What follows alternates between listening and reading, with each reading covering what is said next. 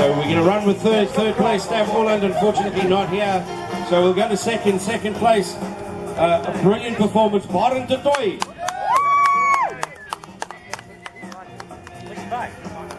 And in top slot. Wow, what a ride.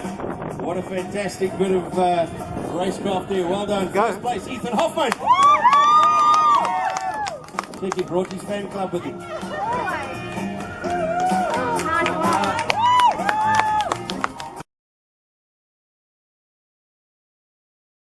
For this first heat of the 125s. A big action amongst their team members now on track here in Rover. And of course big action tomorrow as we get into the second round of MotoGP, and that'll be going live at Ridgeway. So if you're up in Johannesburg, make sure that you pop in there. See moms and dads running to the sideline to get out of harm's way here. We are under starters orders and only a couple of seconds to be going. We're waiting for that 15-second board to be put up by our cannabis lady before we get into the thick of it.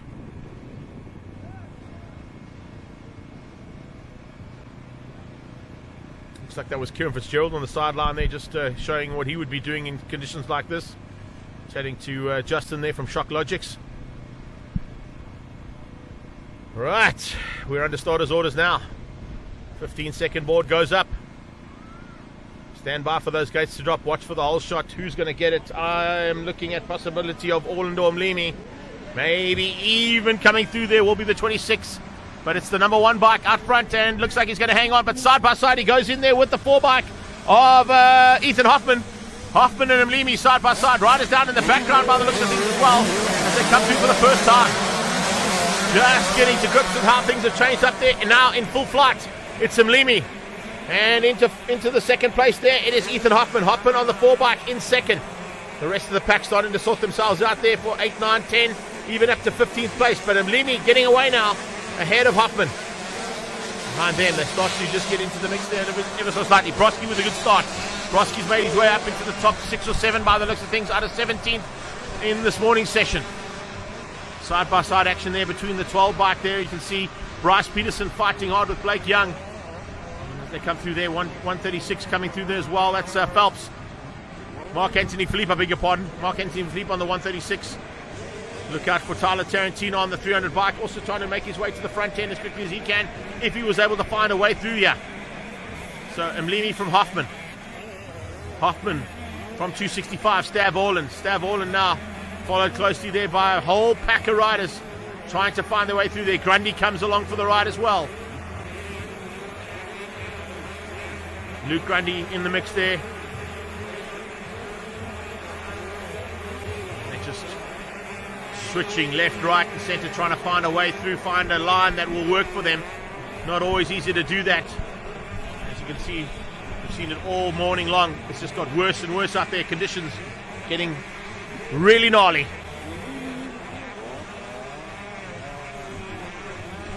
Rider down, going down the hill there. Not quite sure who it was. Didn't pick up on the rider. Mark Anthony Philippe looking over the wrong shoulder. At the inside comes the man he's fighting for at the moment. And they're going to come and complete the first lap in anger. They head up towards Thor, as the man in Thor gear is already out front and disappearing.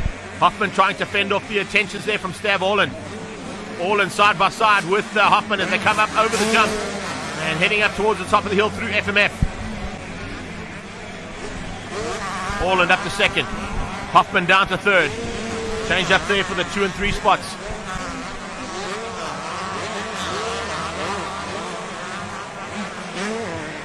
Back down the hill they come into the twin section here. See the 2 lanes that are available here to the riders. Come out of twin air into the OGO berm and then down towards Asterix. And having a look to go on the inside there, you can see Stav Orland, but not getting the drive he wanted. So Orland ahead of Hoffman. Carl Townsend there in the 4th spot just behind them. And then Barend du Toit, first of the Ridgeway Racing boys, up there into the top 5.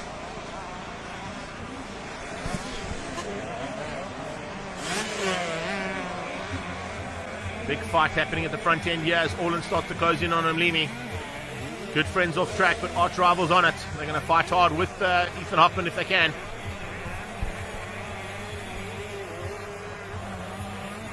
Hoffman there in the 3 spot, using slightly different lines, trying to avoid the ruts that have formed down the brake bumps as well. Not always easy to do. Couple of maneuvers happening in the background as well as they head back down the hill, looking to pick up on Barend du Toit or Carl Townsend, possibly even Bryce Peterson could be in there too for the 4th spot. The 4, 5 and 6 are pretty evenly matched.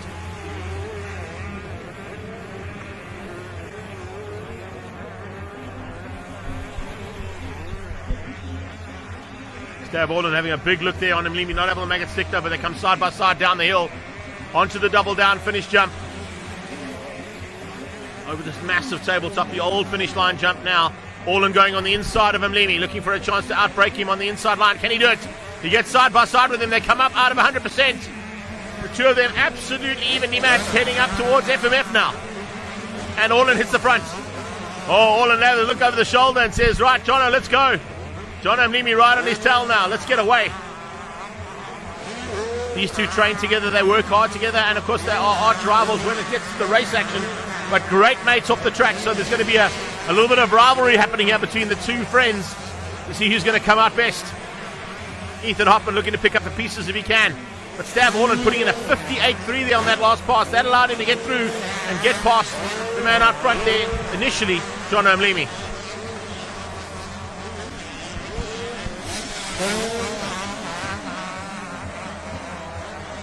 Orland keeping it all together and staying up front. And a big jump there from Orland.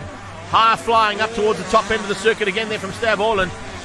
Stav Orland is just doing such an incredible job out there to keep it at the front end and stay ahead of his good friend there, Jono Mlimi.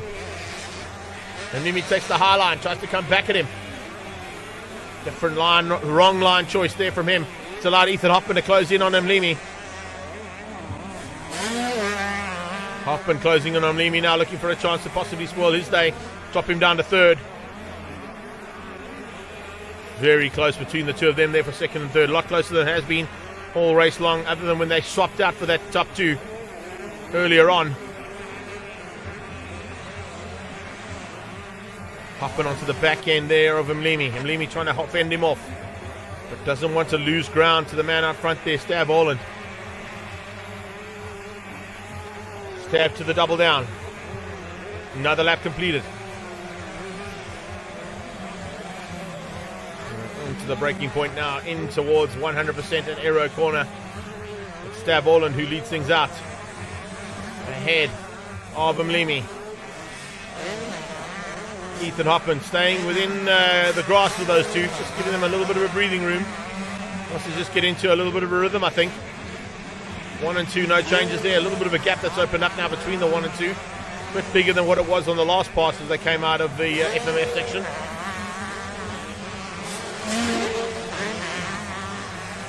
So Mlimi maintaining a gap there between himself and Stav Orland, but maintaining the gap more importantly between himself and the man in 3rd place, Ethan Hoffman.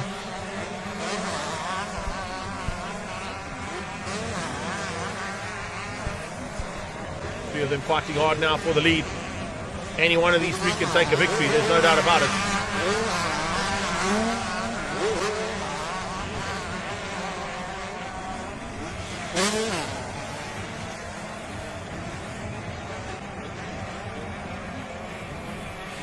Two leaders now going at it again. Oh, big move there from Mlimi. Just not holding the brakes at all, letting the bike fly past, but that high line is definitely not the ideal line to be on, unfortunately, for Jono. Coming up on back markers, possibly onto the back end of Seth Lee van Rooyen. Seth Lee van Rooyen now being shown the way as they go past him and down the hill back towards the fly U-turn. But a Stav Orland now fending off the intentions being shown by Jono Mlimi. Jono Mlimi coming back at him now, heading up towards Thor. Oh, what a move here from Mlimi, looking to go around the high side. Watch for the cutback from Mlimi to get the drive down the hill. Has he been able to get enough drive to get through on Stav? No, it doesn't look like he has. Stav Orland there, side by side with Mlimi as they come over the old finish line jump. Mlimi looking to get on the inside. Is he good enough on the brakes? He'll have to be very good on the brakes. But he just closes things down, doesn't get through. Stav and Mlimi going at it here big time.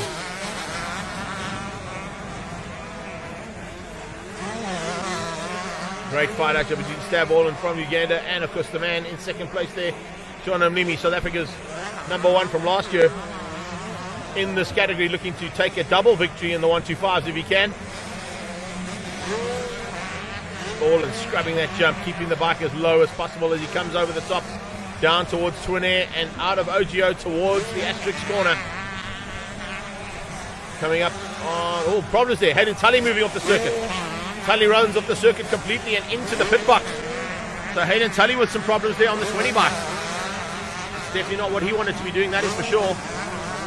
Tully was down in 8th place, he rolled off, and Lucas Spencer and Bryce Peterson have got through on him.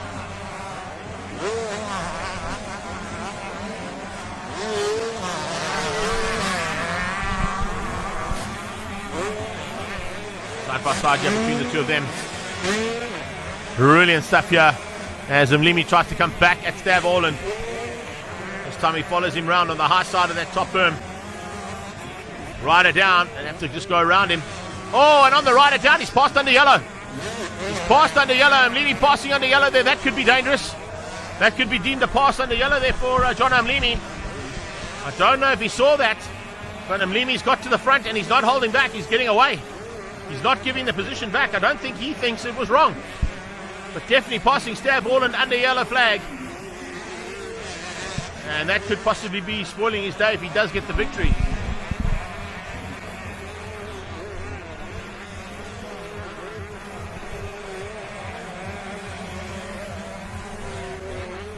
John Mlimi now leads out, but I'm not quite sure if that was a legal pass or not. We'll wait and see if anybody comes back to me with information whether it is or isn't. We'll certainly get confirmation once they post the results. So Mlimi now out front, ahead of Stab. Stab Orland in the second. Ethan Hoffman's dropped back quite a way behind the two riders up front.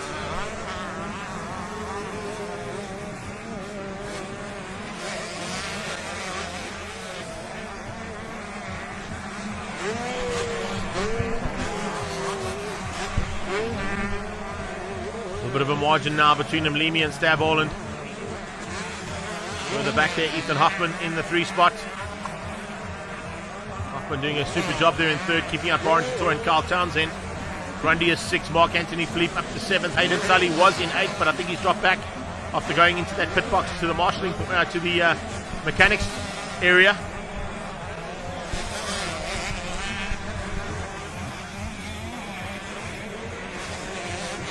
Oh, Mlimi getting a little bit squirrely now. Looks over his shoulder just to see how far back Stab is. How far back is Stab? He looks like he's pulled a bit of a margin over Stab Orland. No, Orland's there, but he's a long way back. There's Tyler Tarantino. Tyler Tarantino currently down in 19th place, just inside the top 20, battling in the sandy conditions here.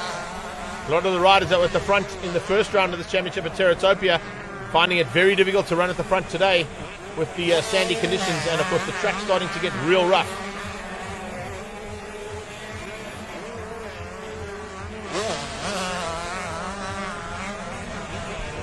Back down the hill towards the double down finish line jump, and it is Mlimi across the line again to complete another lap. We've got about 3.5 minutes to go.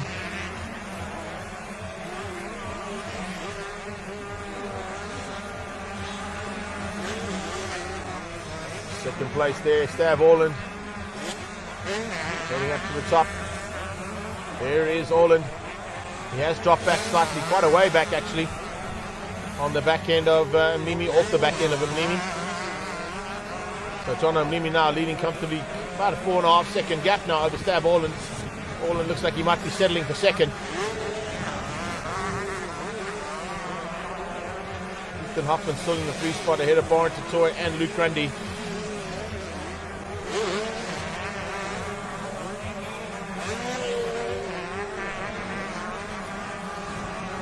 Down the hill again. And now starting to make their way back up the hill as they head down the back section of the circuit.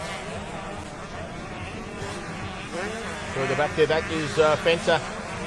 Lucas Fenter, another one of the Ridgeway Racing riders coming through there. He's also just inside the top 10 there in 9th place. Ahead of Blake Young, and starting to close down there on the back end of Miguel Deval and Mark Anthony Philippe. Oh, Mlimi! Mlimi with a crash. Mlimi the leader with a crash. Even the leader can make a mistake. Stav Orland. Orland slows up and has a look and says, come on, what's happening? Stav looking back, waiting for his friend actually. I wonder if he's going to wait or let it or go. He definitely stopped to see if he was okay and then got going again. Now Stav Orland leads out. So Stav Orland actually slowing up dramatically there to give Mlimi a chance to get back up and riding. But I don't know if that was on purpose or not, but he's now leading things out and looking for a victory. I'll be looking over his shoulder to see how far Mlimi is behind him. Is he going to go and try and take the win here, or is he going to wait for his friend? Mlimi down again.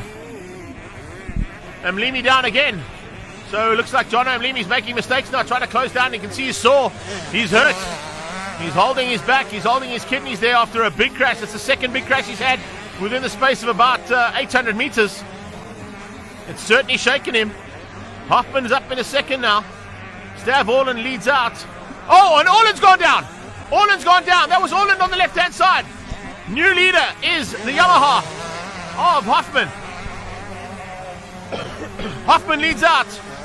Hoffman now leading things out. That is your new leader, number 4, Ethan Hoffman, after Stav Orland crashed out. You can see just how difficult conditions are when these kind of riders are crashing. You can see they are battling out there to stay with the conditions that are just changing every single lap, every time they climb on the brakes. They go into a corner and they think, hang on a second, that line wasn't here the last time and it could catch them out. High line out of asterisks there for a new leader, Ethan Hoffman on the Yamaha. Hoffman on the Yamaha leading things out now, possibly over Barend du Toit and then Luke Grundy. And Mlimi's down to 5th, which means Stav Orland could be in 6th place. 12 coming through there. That's Bryce Peterson. He's just inside the top 10. We'll have to wait to get confirmation as they cross the line as to exactly what's happened there in the front end, but this is certainly the new leader on bike number 4, Ethan Hoffman.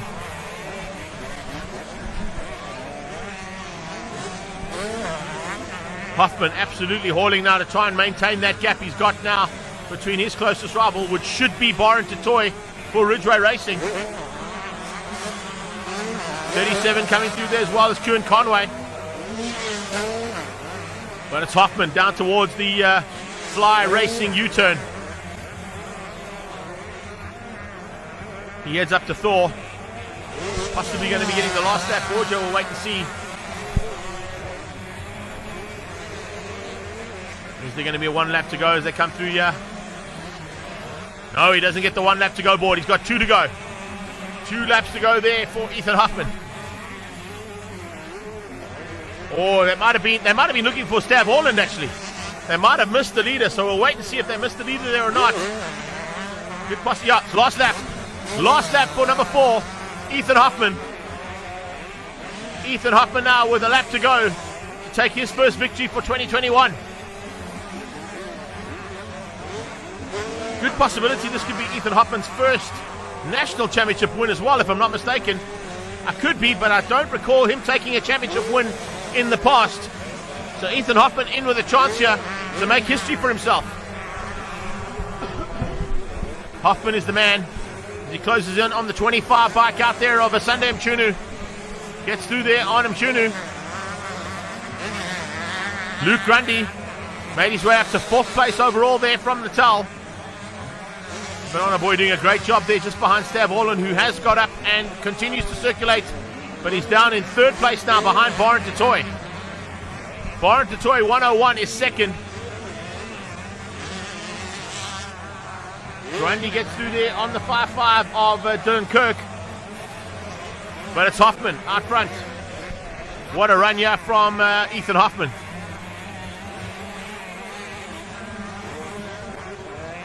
Hoffman with a couple of 100 meters to go. Rider stricken on the sideline again at the top end of the circuit. Out of harm's way, but the yellow flags are waving.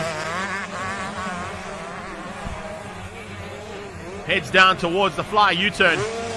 And only a couple of corners and 2 jumps to go before he gets to the checkered flag. And a first victory, if I recall, ever for Ethan Hoffman at national championship level. In the 125 class, that is. So Hoffman coming to the line now, coming out of Thor corner. Checkered flag on standby. Ethan Hoffman is going to take the first victory here today for the 125 high school class. What a run there. He is going to be ecstatic. Ethan Hoffman taking the victory there for the Yamaha squad. What a way to go. His first national championship victory by the looks of things. Second place, waiting for Barend du Toit there for Ridgeway Racing to come through. 101 is our second rider. Grundy comes through. He was lapped. Barend du Toit has got through there. The one bike of Mlimi comes through. He's going to be a long way down though, after those two crashes in one lap. Stav Orland, he'll be there in third place if he finishes up where I think he's going to. Yeah, he's coming through there. Maybe Miguel Duval might have got through on him. No, he didn't. So it's Stav Orland from Luke Grundy, John O'Mlini in 6th, Kyle Townsend. Miguel Duval is 7th, Mark Anthony Philippe is 8th, Blake Young in 9th, and Lucas Venter in 10th place. Wow. What a way to go for high school 125cc racing here at the second round of the Cannabis Energy and TRP Distributors National Motocross Championships. It's been an absolutely amazing day. How's this racing? As we get into the thick of it here, I'm going to ask Paul. Paul, if you can just give me the second microphone, please, bud. I have got our special guest coming to join us as we finish up the 125 class here. And I'm not quite sure if we got that. Just give me a thumbs up there, Dave, if we got the second mic.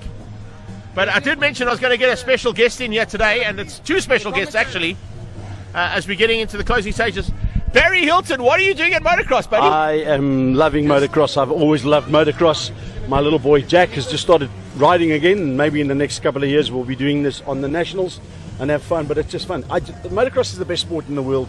End of story. It's brilliant. I mean, look what happened now. The guys in the 125 were really smashing it.